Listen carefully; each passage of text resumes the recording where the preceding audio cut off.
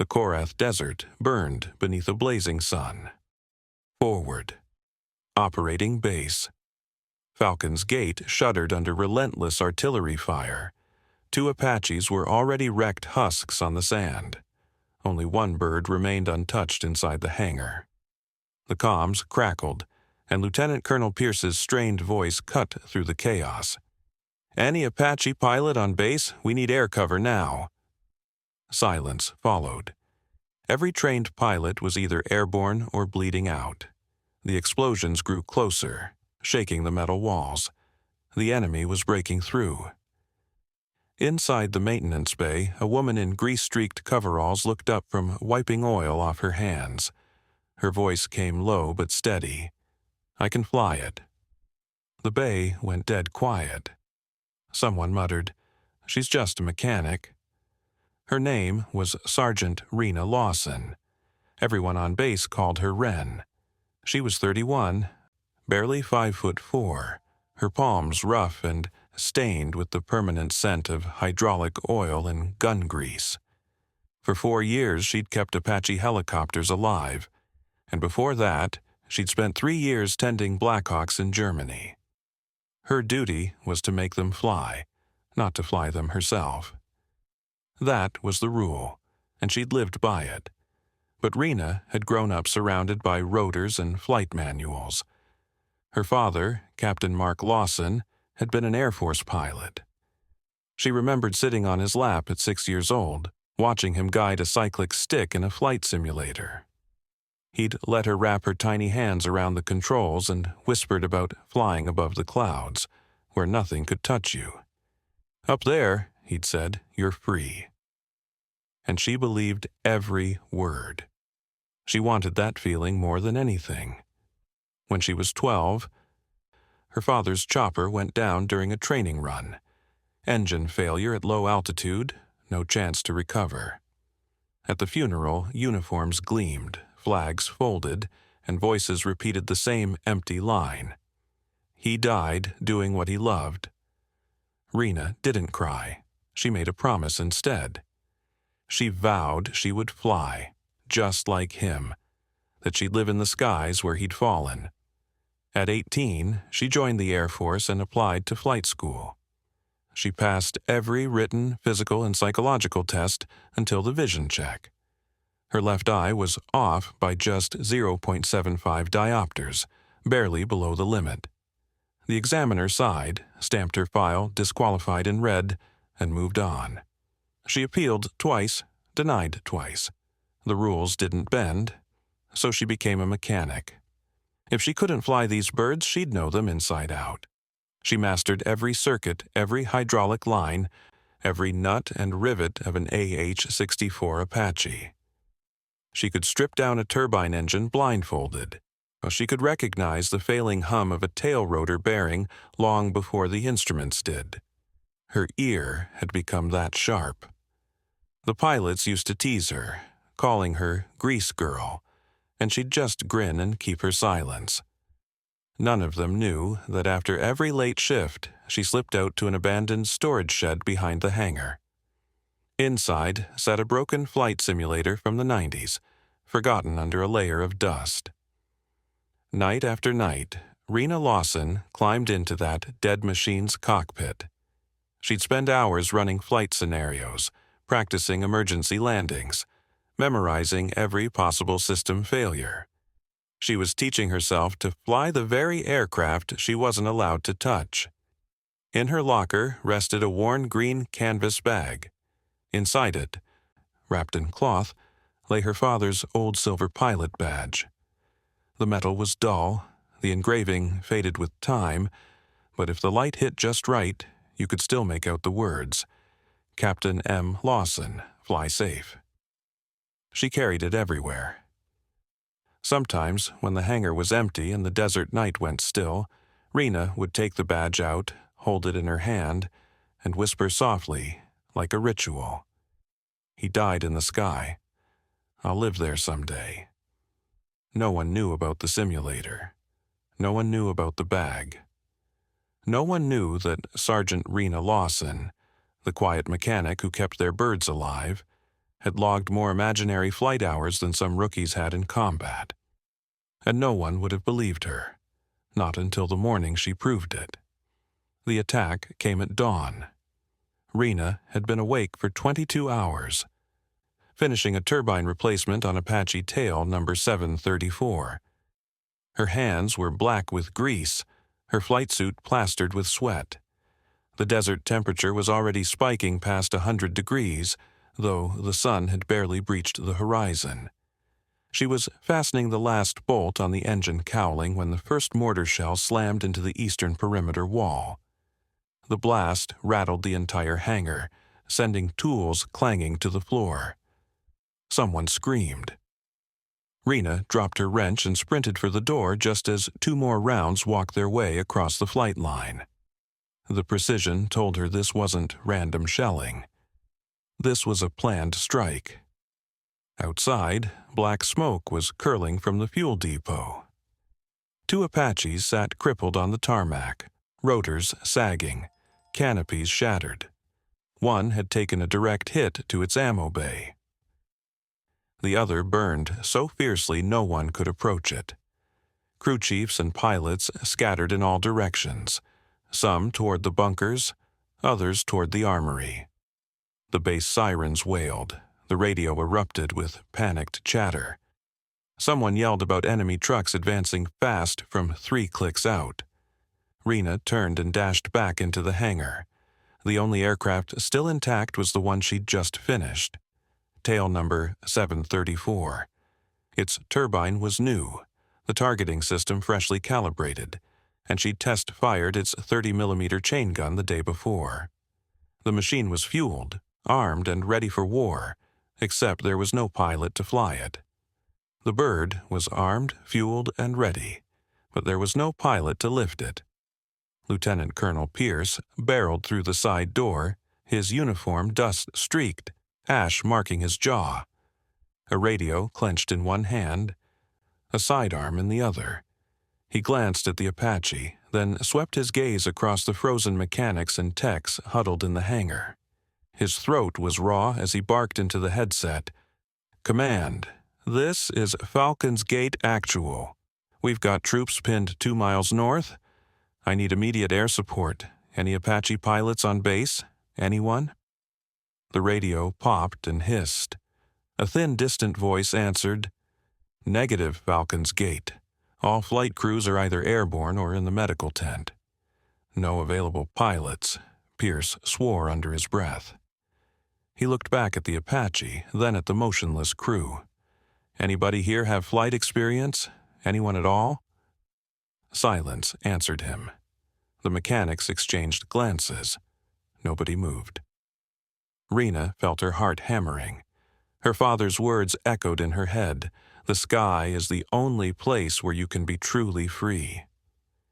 She thought of the simulator, of the years she'd spent learning every system on this aircraft, of the 43 soldiers pinned down 2 miles away who might not get another chance.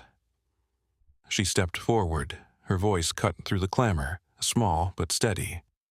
"I can fly it." Heads turned. Pierce's face went hard. "Sergeant Lawson, your crew isn't flight certified." "No, sir," Rena answered, hands trembling, voice even. "I'm not certified. But I've kept Apaches flying for 4 years. I know this bird better than anyone here. I've run diagnostics on every system." She pushed on. "I've checked the weapons, calibrated the sensors, and I've trained on simulators since I was 18. Staff Sergeant Vega shook his head. "A simulator isn't the same as the real thing, Wren. You've never actually flown."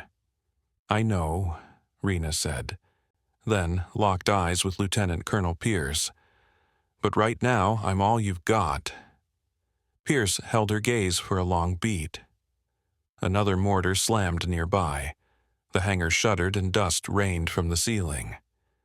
He looked at the Apache, then back at her, jaw clenched as he ran the numbers in his head. The risk of sending up an uncertified pilot versus the near certainty of losing a platoon. When he finally spoke, his face was stone. "If you crash that bird, Sergeant, you'll be court-martialed. "If I don't take it up, sir, those soldiers are going to die," she answered. He closed his eyes a moment, then gave the order, "Get it airborne, Sergeant. That's an order." Rena didn't wait for second thoughts. She snatched her helmet from the workbench and sprinted to the Apache, grease still under her nails, flight suit clinging with sweat. She climbed onto the stub wing, yanked open the cockpit, and slid into the pilot's seat. Everything felt eerily familiar. The cyclic under her palm, the collective at her side, the pedals under her boots. She'd handled them 1,000 times in maintenance, but never with the intent to fly. From her pocket, she produced a folded photograph, creased and faded at the edges. A young man in a flight suit leaning on a Huey. Captain Mark Lawson, her father. In her own penciled scrawl, 5 words. "For Dad, who flew so I could dream." She taped the photo above the altimeter where it would be visible the whole mission. Her hands moved through the startup sequence she'd memorized long ago.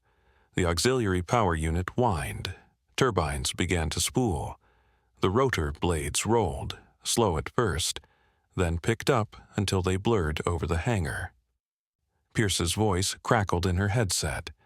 "Mechanic or not, you're our only air support. Call sign Iron Sparrow." Rena glanced at her father's picture once more, tightened her grip on the controls, and breathed out. "Copy that. Iron Sparrow," lifting off. The Apache rose, and Rena felt her stomach drop. This was nothing like the simulator. The airframe shook with raw power. The cyclic answered with a sensitivity she hadn't expected, and the pedals demanded more force than the practice rig ever had. The noise pressed into her chest, a deep, throbbing roar. For a flicker of a moment, panic punched through her calm. What if she couldn't do it? What if she crashed? What if everyone on base watched her fail? She glanced at her father's photograph taped to the panel, and the fear eased away. She'd spent 4 years getting ready for this exact, impossible minute. She knew the machine. Smoothly, she raised the collective, fed right pedal to counter torque, and eased the cyclic forward. The Apache climbed into the burning sky. Below, every person in the hangar had stopped and spilled outside to watch. Silent as the mechanic who serviced their birds flew one for the first time. Lieutenant Colonel Pierce stood with arms crossed, expression flat. Staff Sergeant Vega shook his head and muttered under his breath. No one could agree if it was bravery or madness. Rena leveled at 500 feet and banked northeast toward the coordinates Pierce had given her. The desert fanned away beneath her, flat, brown, empty, except for the black smoke behind the base. Her heart hammered. Her gloves were slick with sweat. The targeting suite was live. The weapons were hot. She was flying a $50 million attack helicopter with 0 official flight hours into a combat zone. The radio popped. "Iron Sparrow, this is Falcon's Gate Actual. Enemy convoy spotted 2 miles north, bearing 045. Multiple vehicles, heavy weapons. Our ground troops are taking fire and cannot move. You are cleared to engage." Rena's fingers tightened. "Copy, Falcon's Gate." "Visual on target," she said. And then she had them, 5 vehicles in a line kicking up dust, 2 technicals with heavy guns in the beds, and 3 larger trucks that looked set to launch mortars or rockets. She brought up the helmet display. Green crosshairs bloomed. She'd run this targeting sequence 100 times on the ground, never from the air. She selected Hydra 70 rockets and locked onto the lead vehicle. Her finger hovered over the trigger. This was real. This was now. If she missed, the enemy would know her position and return fire. If she hit, she would have killed people. Her father's voice threaded through her thoughts. "The sky is the only place where you can be truly free." She squeezed the trigger. The rocket tore away, leaving a white-streaked trail of smoke and fire.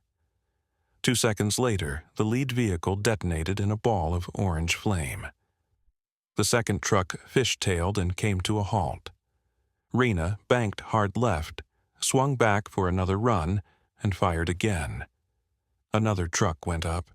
The convoy began to fall apart, vehicles scattering across the desert as the radio filled with shouting. "Iron Sparrow. Direct hit. You took out the lead gun truck," Lieutenant Colonel Pierce's voice reported. "Outstanding, Iron Sparrow. Keep engaging. Buy our people time." Adrenaline washed over her. She hauled the Apache into a tight turn to line up on the third vehicle, but a shrill alarm cut through the headset first. Missile lock. A ground-launched SAM had acquired her. Instinct took over. She slammed the countermeasures switch and shoved the helicopter into a violent dive to the right. Flares screamed out the back. White-hot decoys spinning away, the missile chased one and detonated 50 meters behind her. The blast rocked the airframe. Warnings screamed. The Apache shuddered. Then she felt an unfamiliar grinding underfoot, a vibration from the tail. Instruments confirmed it. Tail rotor RPM was fluctuating. Shrapnel hadn't hit her cockpit, but it had nicked something critical. The helicopter still flew, but sluggishly. The controls were heavy. The radio hissed, "Iron Sparrow, you're trailing smoke. Status?" Rena clenched her jaw. 4 years of maintenance had taught her every failing sound. The tail rotor driveshaft bearing was going bad. 10 minutes, maybe less, before it seized and she lost directional control. She had a choice. Turn back and try to land safely, or finish the mission.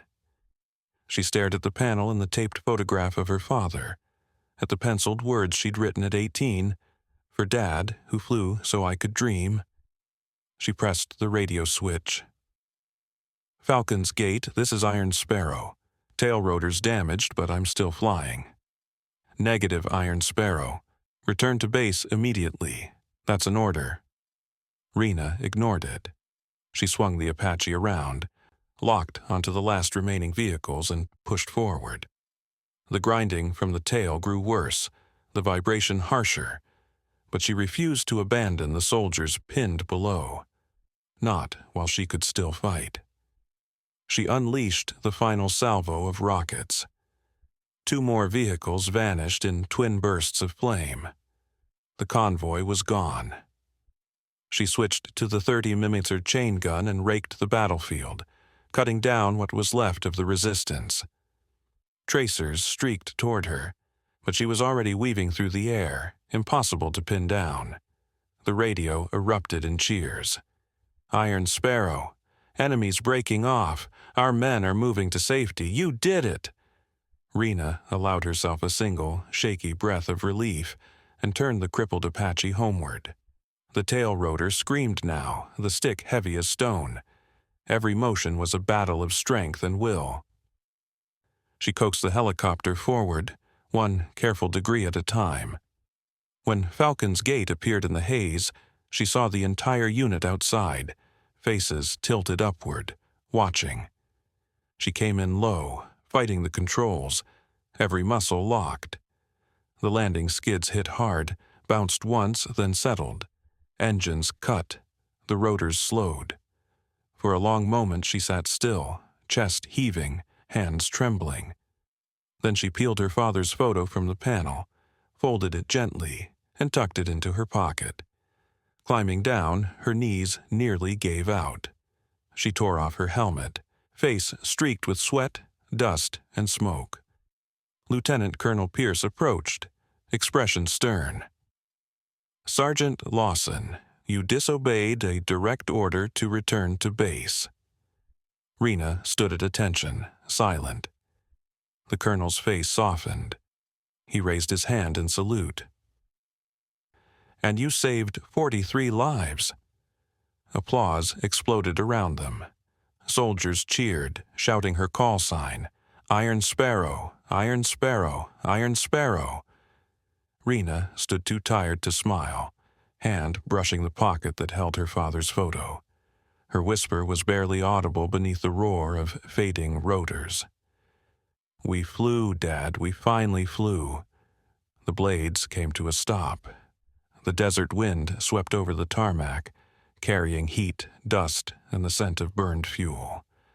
Rena stood beside the scarred Apache, flight suit soaked with sweat, hands still trembling from the rush of it all. The whole base had fallen silent. Hundreds of soldiers formed a wide semicircle around the hangar, eyes fixed on Rena Lawson. No one moved. No one spoke. Lieutenant Colonel Pierce approached slowly, boots grinding against gravel, face unreadable. When he stopped 3 feet away, his voice carried across the tarmac. "Sergeant Lawson," he said evenly, "you violated flight regulations. You took an aircraft without certification. You ignored a direct order to return to base." Rena stood tall, unflinching. "Yes, sir." Pierce paused, then lifted his hand in a sharp salute. "And you saved this entire base." The stillness shattered into roaring applause. Soldiers surged forward, clapping, cheering, some hoisting her onto their shoulders. Her call sign echoed across the airstrip. "Iron Sparrow! Iron Sparrow! Iron Sparrow!" Staff Sergeant Vega was grinning wide enough to split his face, and even the medics paused their work to join the ovation. Rena was overwhelmed. She had never been the center of anything before. Always the quiet mechanic in the background, unseen and uncelebrated. Now, the same people who barely noticed her were looking at her like she was something extraordinary. She didn't feel like a hero, just drained. Within hours, word of her flight spread beyond Falcon's Gate. The incident report climbed the chain of command, and by morning it reached Central Command. By afternoon, it landed on the desk of a 2-star general in the Pentagon. He read it 3 times, then ordered a full-scale investigation. How had a maintenance sergeant with 0 logged flight hours taken an Apache into combat? Why was she allowed to lift off at all? Was it a reckless breach of protocol, or an act of desperate necessity? The inquiry stretched on for 2 weeks. Military lawyers flew in from Germany to interview the base personnel. They pored over the helmet cam footage, cross-checked maintenance logs, and dug into her service record. They found her old flight school application stamped disqualified.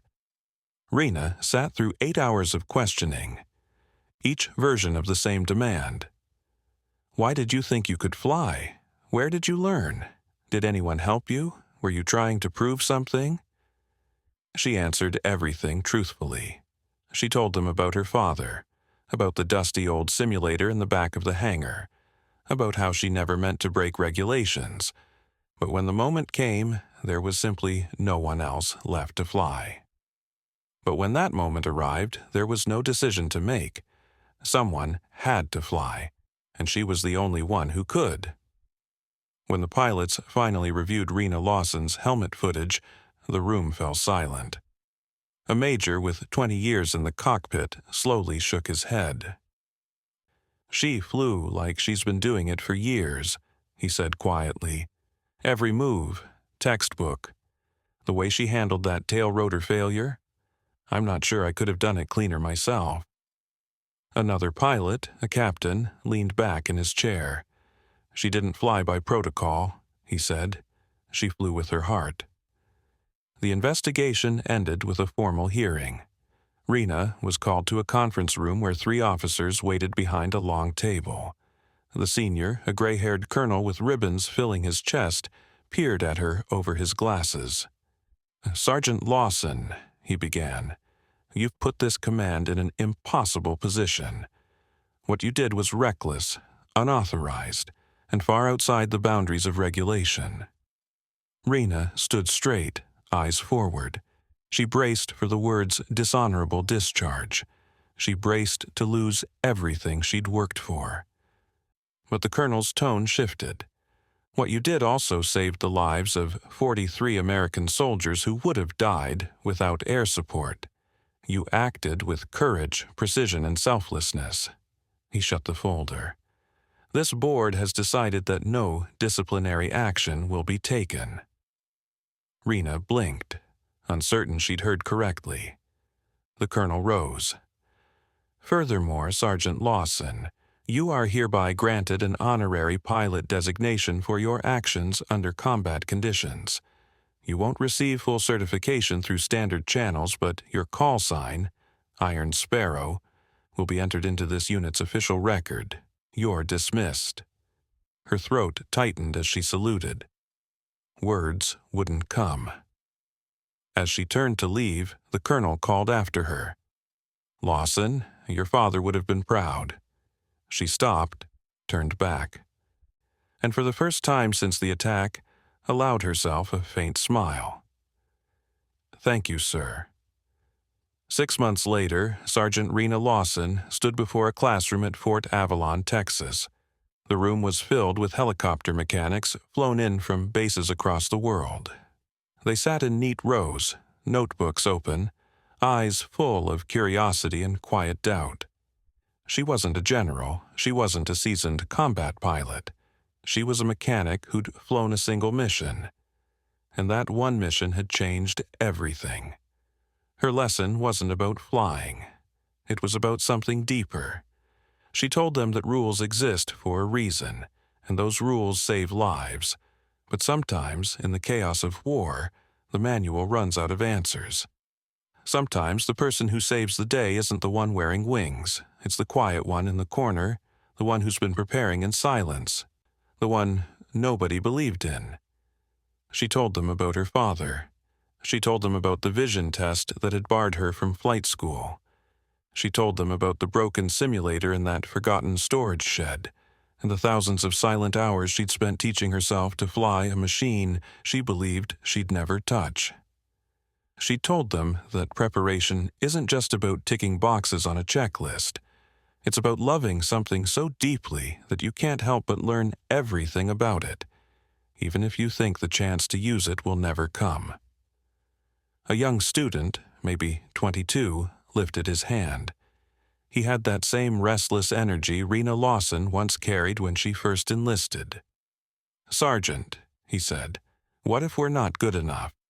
What if we train and still fail when it matters most?" Rena held his gaze for a long moment. "Then you fail," she said softly. "But at least you tried. The only thing worse than failing is never stepping up at all." When the class ended, the training officer asked her to stay behind. It was Lieutenant Colonel Pierce, the same man who had once ordered her to take off in the Korath Desert. He'd since been reassigned stateside to lead the new emergency flight mechanics program, a course that taught maintenance crews basic flight operations in case every pilot went down. Rena was his lead instructor. "You know," Pierce said quietly, "when I gave you that order, I thought I was signing your death warrant. I pictured myself writing a letter to your family, explaining why I sent an untrained mechanic into combat in a $50 million helicopter." Rena gave him a small smile. "I thought the same thing, sir." He shook his head. "But you didn't hesitate. You just did what had to be done. That's the rarest kind of courage." On the wall of the training center hung a photograph, a woman in a flight suit, hand resting on the stub wing of an Apache. Beneath it sat a small glass case holding 2 pilot badges. The first was tarnished silver, engraved Captain M. Lawson, Fly Safe. The second gleamed beside it, newer and brighter, inscribed Sergeant R. Lawson, Iron Sparrow. Below them, a brass plaque carried one simple line. She fixed the bird, then flew it.